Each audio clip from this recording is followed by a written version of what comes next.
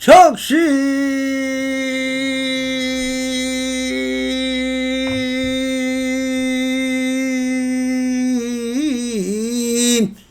적불이며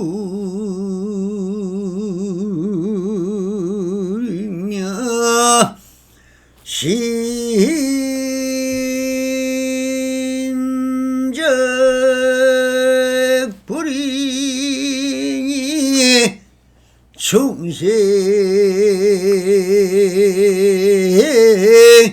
시불이며 불시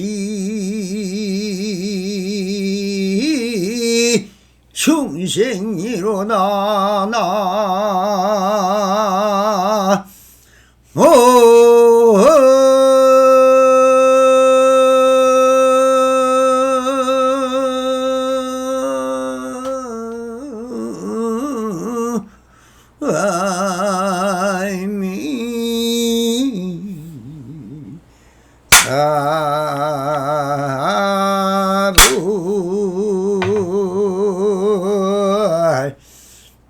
반갑습니다. 시방벗기 편만하신 우리 불보살님들과 오늘도 이렇게 불불상응하옵니다. 평상심이로입니다. 언제나 안심민명하셔서 본불본락하옵소서. 옴 바람이. 자, 오늘도 조사선 사가로 임계로 시중 제38편 옷을 입기도 벗기도 하는 사람이라는 주제로 우리 불보살님들과 함께 본문을 따라 그 숨어있는 현지를 한번 탐착해보도록 하겠습니다. 선성이 오는 날 법을 쓰는 것은 진정으로 만들기도 하고 부수기도 하며 가지고 놀기도 하고 신통면화를 부리기도 한다. 임제일체 경계에 들어가지만 가는 곳마다 아무 일이 없어서 경계가 나를 빼앗지 못한다. 누가 찾아와서 구하는 이가 있으면 나는 곧 바로 그를 알아보지만 그는 나를 알아보지 못한다. 그래서 내가 몇 가지 옷을 입어 보이면 학인들은 하루마리를 내어 한결같이 나의 말 속으로 끌려 들어오고만이 슬픈 일이다. 눈 멀고 머리 깎은 중이나 안목 없는 사람들이 내가 입은 옷을 가지고 부르거나 누르거나 붉거나 흰 것으로 오인하고 있다. 내가 옷을 벗어버리고 텅 빈 경계에 들어가면 하기는 한 번 보고 기꺼운 생각을 한다. 또 내가 다시 벗어버리면 마음 둘 곳을 몰라 바쁘게 달아나면서 나에게 옷이 없다고 말한다. 내가 그들에게 그대는 내가 옷을 입는 그 사람을 아는가 하고 물으면 홀연히 머리를 돌려버리고 나를 잘못 알고 만다.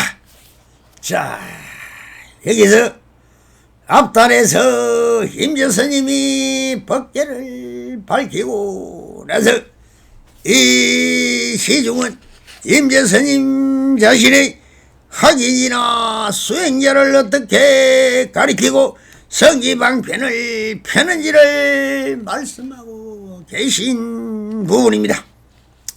앞선 사류관과 사빈주를 통하여 선문답에 통하여 그 학인의 견처와 행위처를 파악하고 지금 묻고 있는 상대가 어디에서 막히고 있는지를 파악하여 이 문제의식을 상자 상조를 통하여 차조 동시가 이루어져서 막힌 곳을 풀어주고 회통색에서 그 의정이나 한도나 관념이나 사상이나 철학적 교학적 명색이 형상 없고 이름 없는 마음을 스스로 그 경계와 문자와 학설과 명색의 허망함을 스스로 체득할 수 있게 해주는 방편이므로 선사마다 그 방편은 천차만별이며 선사들마다 말과 행동으로 가지가지의 수단으로 제법을 하다보면 참 어렵고 접근하기가 실제로 어려운 것은 사실입니다. 특히 선사들은 최종 목적은 상대방의 항복을 받는 것이 아니며 오직 그 수행자가 해강반주하여 그 경계를 통하여 자기적 이유의적 말이나 행동이나 어정이다 내 스스로 세상사에서 참선 중에서 수많은 선사들의 말씀 중에서 아르마리와 견문각기가 허망함을 깨우쳐 다 내가 스스로 일으키는 범부의 생각임을 자각하여 일체 유의법이 허망함을 깨달아야 하는 것입니다. 그래서 결국은 일체 유의법이 개시 허망함을 알아서 무심채 도달하는 인연이 되고 요인이 되어서 한마음을 깨달하는 기회가 되고 사견이 되어야 하는 것이 제일 중요한 것입니다. 그래서 임재선님이 자기 스스로 원래 없는 정멸이 공법을 세워놓고 하기를 제적한다는 것입니다. 그래서 이렇게 말씀을 하십니다. 선생이 오늘날 법을 쓰는 것은 진정으로 만들기도 하고 부수기도 하며 가지고 놀기도 하고 신통 변화를 부리기도 한다 라고 하십니다. 이 말씀은 법이란 제법은 무의법과 유의법을 통칭하여 하신 말씀인 것입니다. 만들기도 하고 부수기도 한다는 것은 대대법이니 상대법인 것입니다. 모든 마음법은 제법 공상이니 무엇을 못할 것이 있습니까? 침묵은 무의법이요 활은 유의법이요 말이나 행동도 다 유의법인 것입니다. 그러니 이것이 다 공의 성품이 어디든 어떻게 쓰고 버리고 만들고 허물고 옷을 입고 옷을 벗고 모으고 얻고 가고 오고 서고 앉고 밥을 먹고 잠을 자고 행주자와 허묵동 중에 어떻게 하든 다 내 마음의 작용인 것입니다. 모든 것에서 벗어난 무의진인인 참사람으로서 언제 어디서나 수처 짝주라 그러니 신통 변화를 부리기도 한다고 합니다. 그래서 언제 어디서나 주인공이 되시어 모든 것이 다 일체가 살심이니 다 내 마음의 일이 되는 것입니다.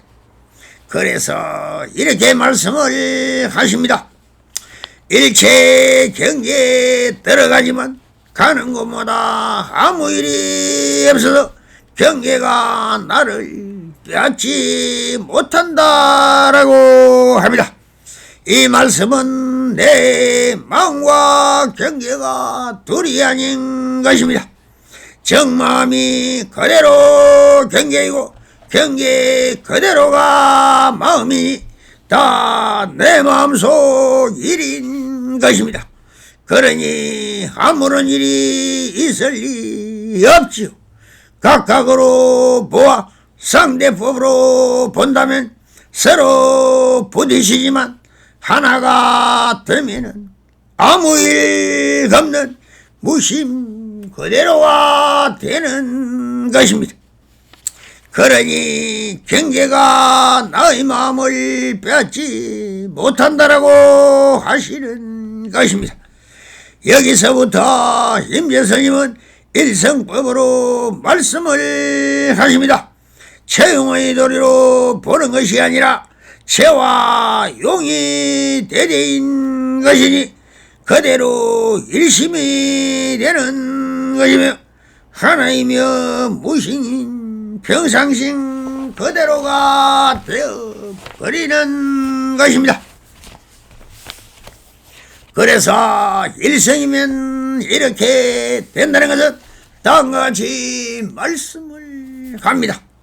누가 찾아와서 구하는 이가 있으면 나는 곧 바로 그를 알아보지만 그는 나를 알아보지 못한다라고 하십니다. 누가 찾아와서 뭘 구하는 이가 있으면 하는 말은 그 상대를 경계라고 보고 경계가 또한 내 마음이니 그 상대를 내 마음에 포섭해 버리면 또 하나가 되어 버립니다.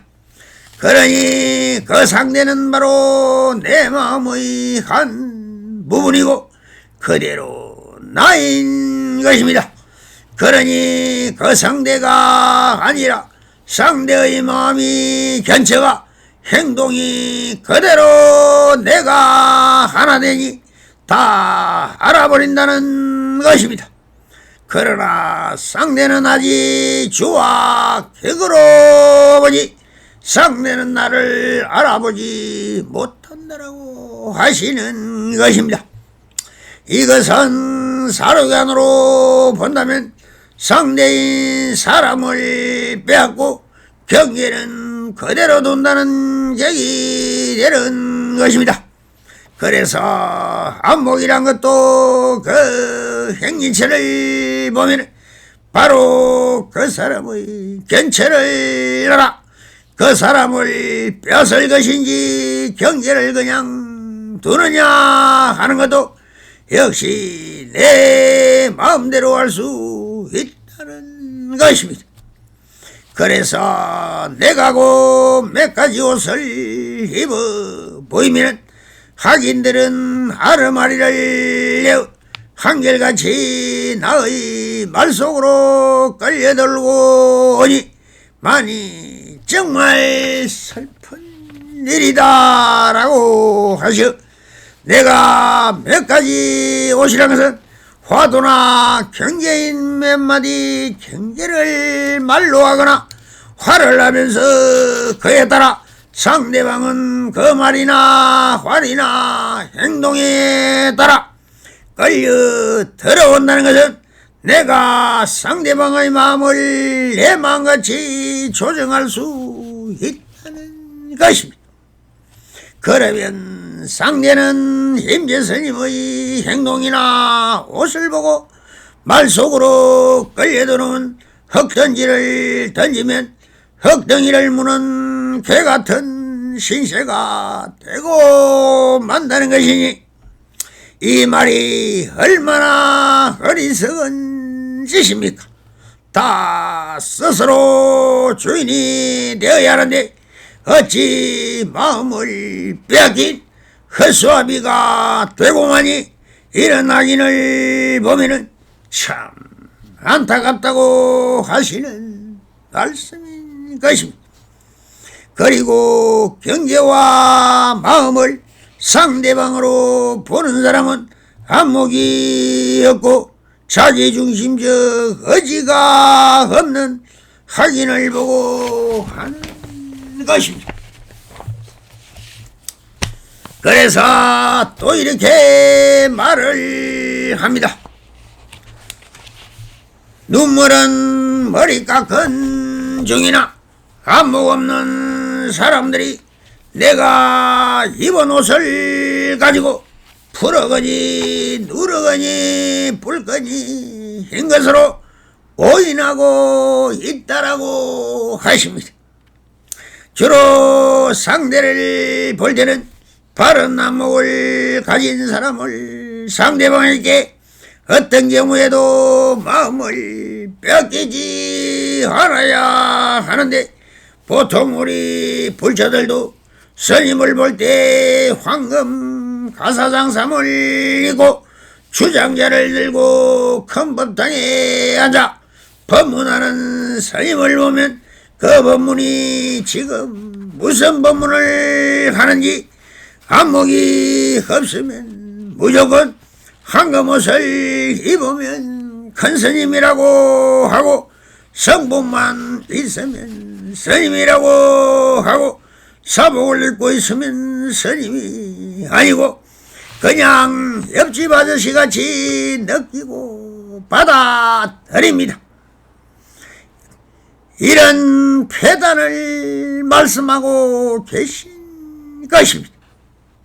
그러니 임재스님이 지금 무슨 옷을 입고 있느냐를 보고 옷 색깔이 푸르거니 누르거니 붉거니 흰 것으로 오인한다고 하는 것이니 이것은 경계에 따라 마음이 흔들리는 사람이며 스님이니 이럴 때 선지식은 바로 그 경계를 빼앗고 그 옷을 보는 자는 누구냐 하면서 경계하면서 경계가 그대로 그대 마음이요 마음이 그대로 경계이니 여기서 차별심을 내고 분별심을 내는 그대는 누구인가라고 하시는 말씀인 것입니다.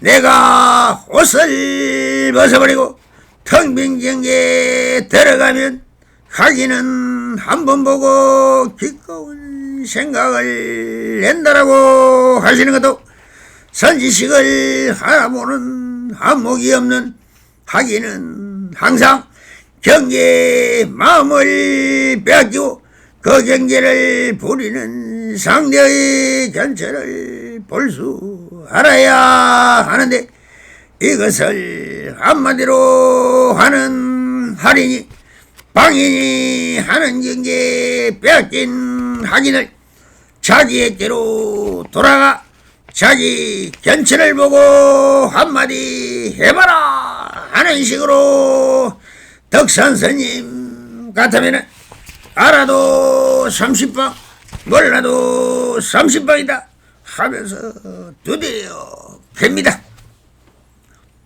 그러면은 또 어떻게 해야 하는지 이렇게 말씀을 하십니다.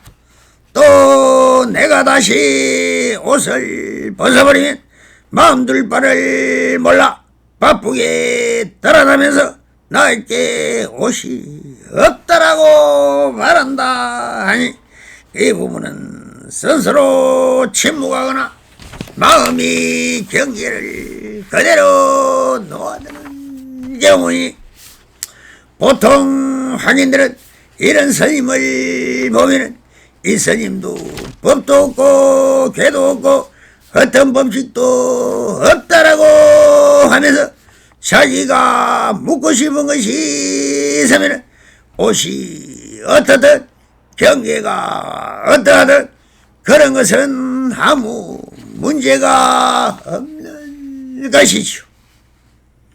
요즘 나의 허정이나 학문이나 명성이나 걸림이 있는 부분을 물으면 되는데 모두 격식과 형식을 찾고 그 스님의 위치와 옷과 차림새를 보고 그 스님을 파가려는 어리석은 확인을 보고 하는 말씀입니다.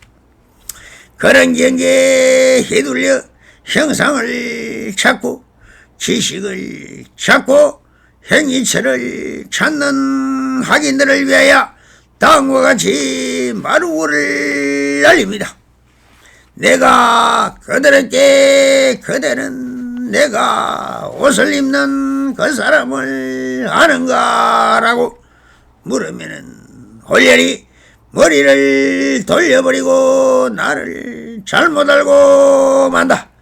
보통 불자들이나 학인들은 그 스님의 형상과 얼굴이나 말과 글과 행위를 보고 판단하는 경우가 많다. 절이 얼마나 크냐, 신도가 얼마나 많으냐, 돈이 있는 스님인가 등 모든 것을 그 경계를 보고 형상이나 이것이 제일 허망한 것인데 어찌 그런 것을 찾는가? 오직 스님도 돈도 생각하여 그 스님에게 돈이나 빌려볼까 해서 가는 것은 아니지. 참으로 답답합니다. 그래서 임재 스님은 그대는 내가 옷을 입고 있는 그 사람을 아는가라고 하시는 그래서 이 임재 스님의 안목과 견체를 볼 수 있는 현을 가지고 나를 보아야지 내 옷이나 형상으로 나를 본다면 그것은 허망한 것이다. 법을 묻고 나의 견체를 묻고 나를 점검을 해줄 선지식을 찾아야 하는 것인데 그대는 지금 무엇을 찾는가? 법인가 선인가 부처를 찾는가?